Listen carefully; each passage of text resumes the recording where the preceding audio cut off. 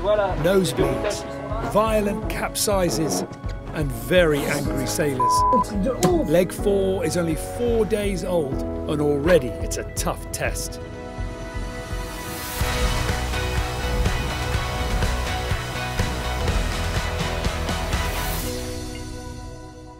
Welcome to the Ocean Race, where Team Wholesome PRB go into leg 4, 5 points clear on the overall leaderboard, with Team Militia in second place and 11th Hour Racing Team in third.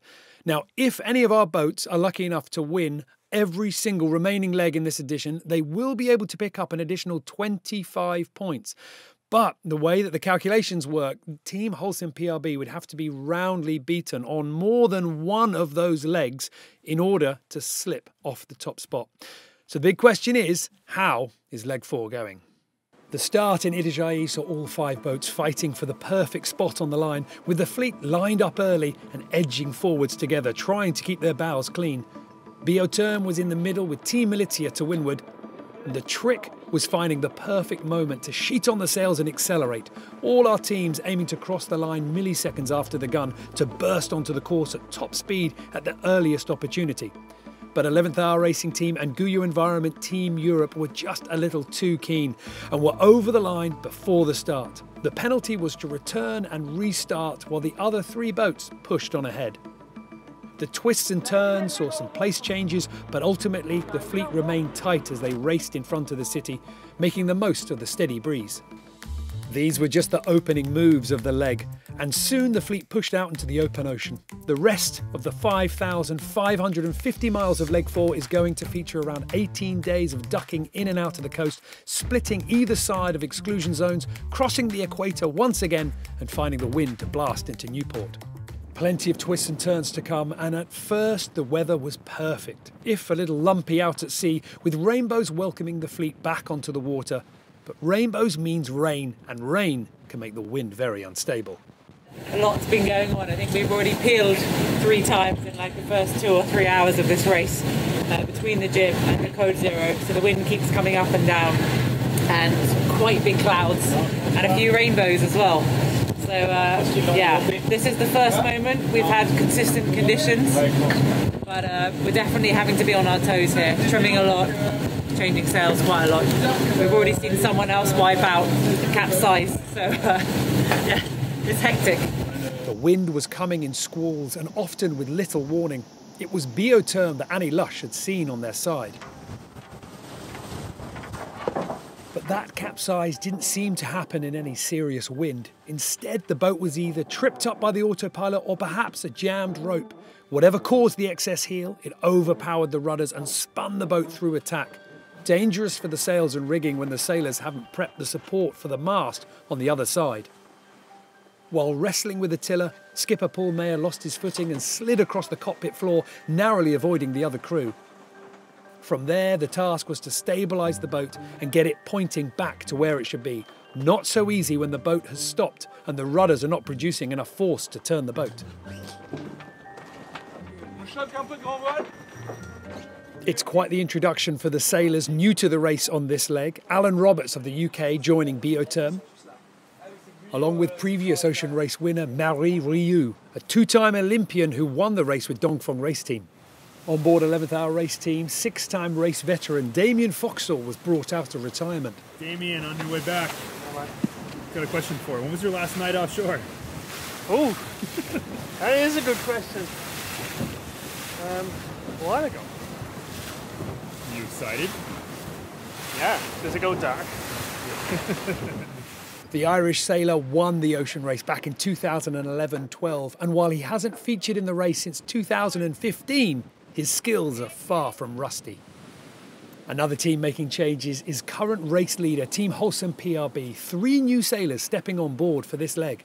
Olympic silver medalist Niall Best is back for her 2nd go at the ocean race, along with French multi-hull sailor Benjamin Schwartz here for his 1st edition, and previous race winner Fabien Delahaye rounding off the changes for this leg.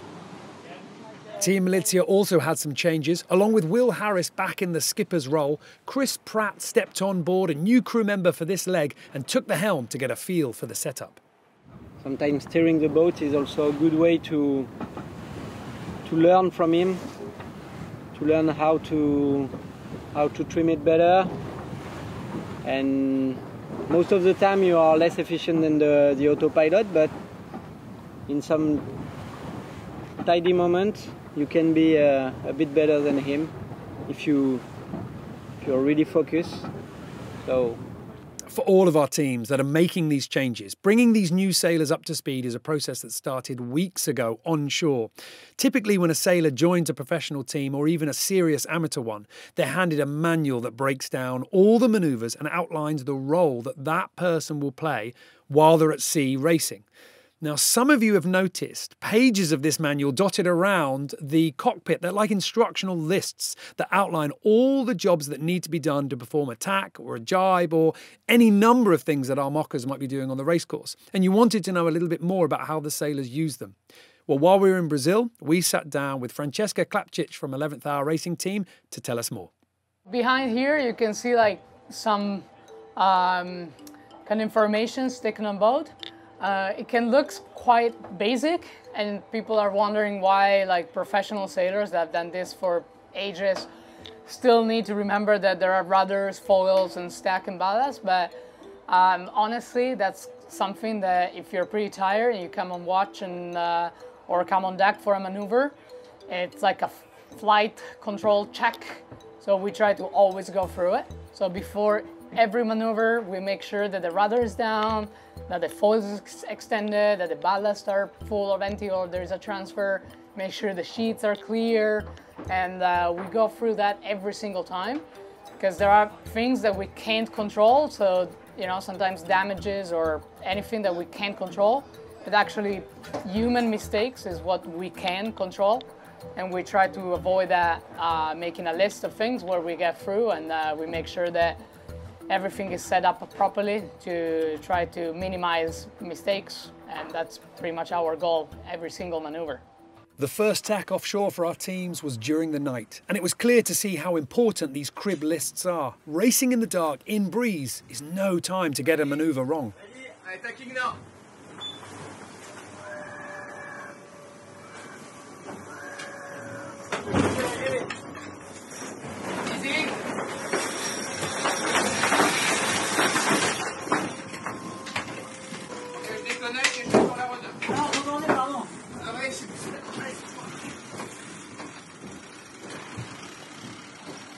En revirant assez tôt. Moi je comprends pas d'ailleurs pourquoi les reflets vraiment trop tôt, je pense que c'est de garder la pression au milieu.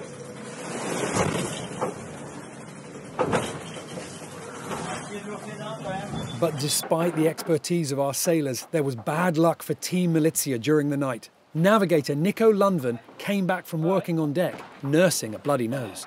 I was on deck, working on the triggers, on for either the sheet, the J2 sheet slip from the sail tailing, and then the sail start to flap quite strong because it was 20 knots, and I have been hit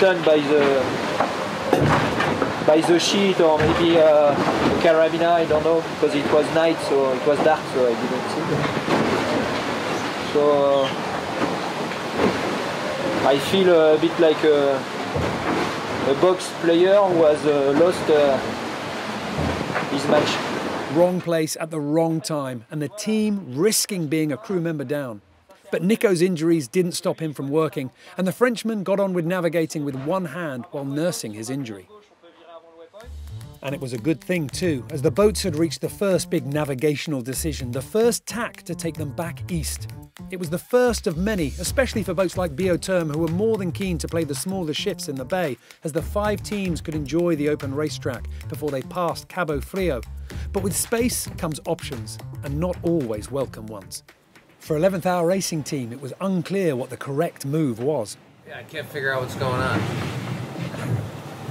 It's a bit more northeasterly and easterly, and then actually there's a bit of right. Right. There's just a lot of random cloudage going on here, and it's not really going our way. And probably made a mistake early on, not protecting the outside. Learned our lesson. Do protect the outside. it's not working for us. So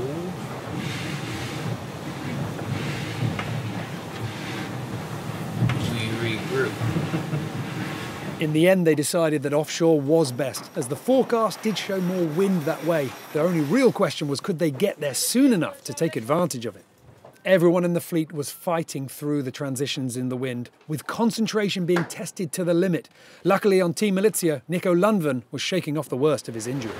The lip is perfect, the nose, no pain. It's a bit annoying, but it's okay. The worst maybe is the high. With the sun, and if I have to look up to look at the sail, it's a bit painful. It's okay. Unfortunately for navigator Nico Lundven, along with all of our sailors in the fleet, they had to keep looking up at their sails. The wind was getting lighter again, and keeping the boats moving required complete focus. The boats that got it right, finding they could gain easy miles over the others. As the sun set, Guyot Environment Team Europe found themselves drifting, while somehow the rest of the fleet still had breeze. Militia is at 10 knots. Biotherm at 7 knots. Putain! Fais chier!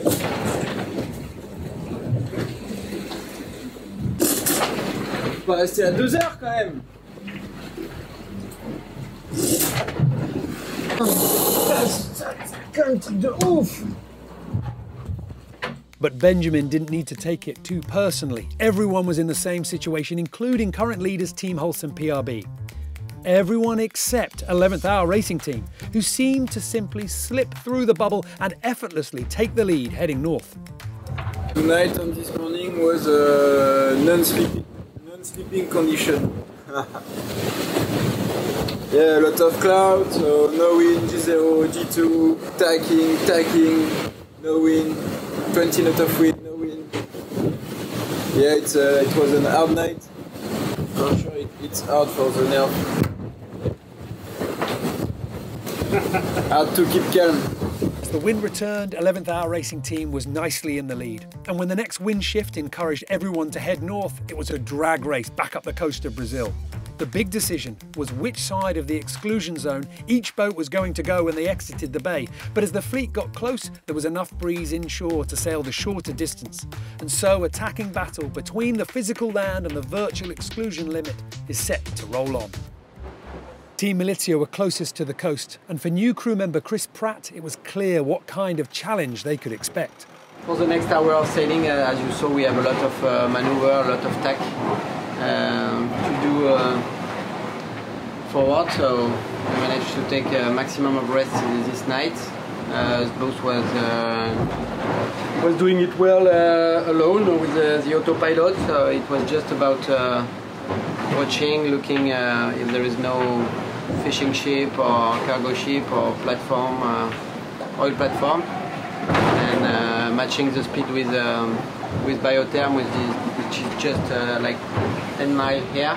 It looks like the fleet are going to remain that close. Between Brazil and the exclusion limit, there isn't an awful lot of room to play with, and the wind is constantly shifting, requiring many tacks as the fleet head north. And while they do remain close to the shore, you can expect the wind to be even more unpredictable.